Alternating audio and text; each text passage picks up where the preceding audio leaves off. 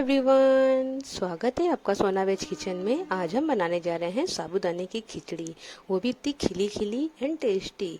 तो अगर आप भी व्रत में साबूदाने की खिचड़ी खाते हैं तो चलिए हम आपको बताते हैं कि साबूदाने की खिचड़ी कैसे बनती है और इतनी खिली खिली कैसे बनती है। तो यहाँ पर हमने 2 कप साबूदाने को 2 घंटे पहले पानी में भिगो के रख दिया था। तो सबसे पहले हमने 2 से 3 बार साबूदाने को धुला। धोने के बाद इसको हमने सिर्फ पानी से धो के और 2 चम्मच पानी और ऊपर से डाल के रख दिया था, यानी कि 1 इंच पानी ऊपर रहना चाहिए। मतलब धोने के बाद 1 इंच पानी ऊपर रहना चाहिए, ज़्यादा पानी नहीं रहना चाहिए, नहीं तो ये गल जाएंगे।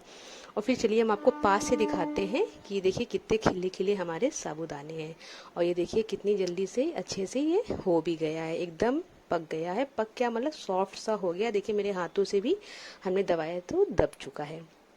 बहुत से लोग साबूदाने की खिचड़ी में आलू उबाल के डालते हैं, कट करके डालते हैं, लेकिन यहाँ पर हम जो आलू डालेंगे वो कद्दूकस करके डालेंगे।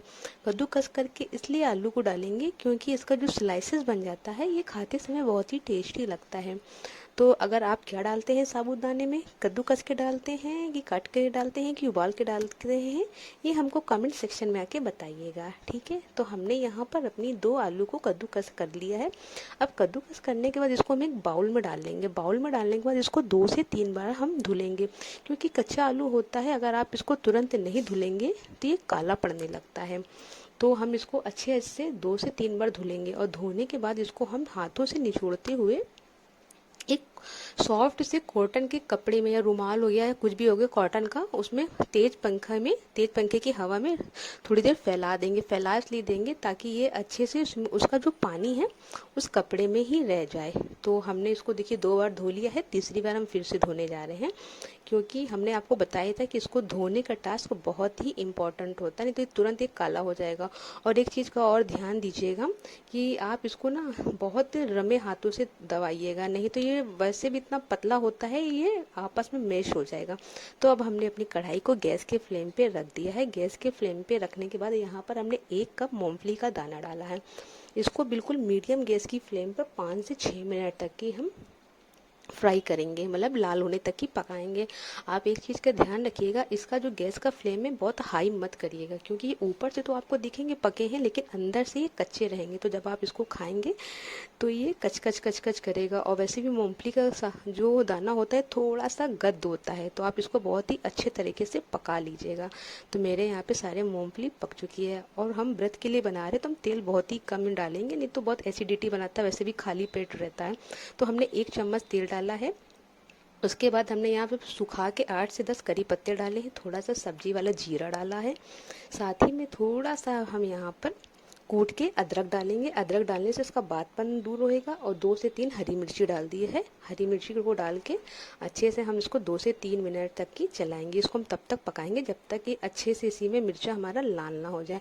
तो मिर्चा देखिए लगभग हमारा लाल हो चुका है। अब हमने जो यहाँ पे कद्दू कस करके अपने आलू रखे थे उनको डाल दिया है। इसको हम डाल के ज़्यादा नहीं चलाएंगे, बिल्कुल रमे रमे हाथों से इसको अलटते पलटते हुए ऐसे ही चला देंगे, क्योंकि ये 1 मिनट या 2 मिनट की भाप में पक जाएगा। ये ऑलरेडी ही इतना ही पतला है।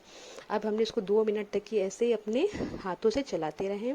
चलाने के बाद अब हम इसको ढक देंगे। 2 मिनट के बाद जब हम इसका ढक्कन हटा के देखेंगे तो मेरा जो कद्दूकस वाला आलू था ये अच्छे से गल चुका है। अब बिल्कुल पलटे की मदद से हल्के हल्के हाथों से इसको हम अलटते पलटते हुए ऊपर से नीचे कर लेंगे ताकि ये आपस में मिक्स ना हो। अब बारी आती है हमारे खिले खिले साबूदाने की। तो इसी के ऊपर हम खिले खिले अपने साबूदाने डाल देंगे। देखिए कितने खिले मेरे साबूदाने हैं।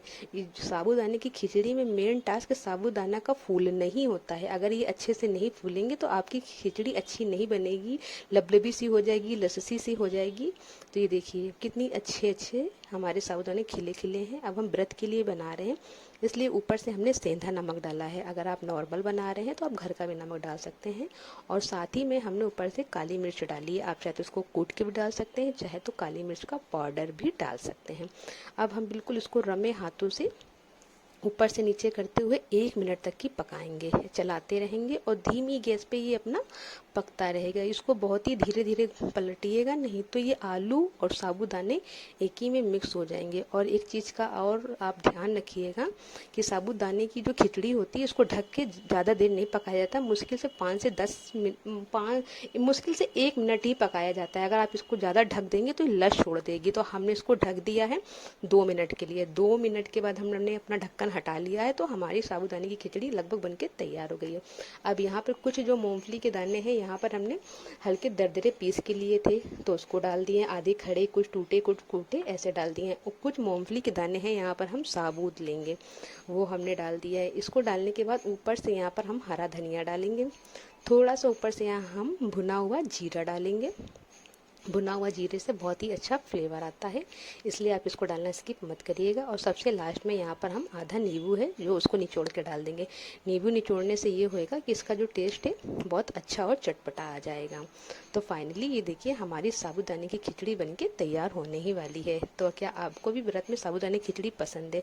अगर आपको ये हमारी साबूदाने की खिचड़ी पसंद आती तो हमारे कमेंट सेक्शन में आके ज़रूर बताइएगा। और अभी तक हमारा चैनल नहीं सब्सक्राइब किया तो प्लीज़ जाके हमारा चैनल ज़रूर सब्सक्राइब कर लीजिए।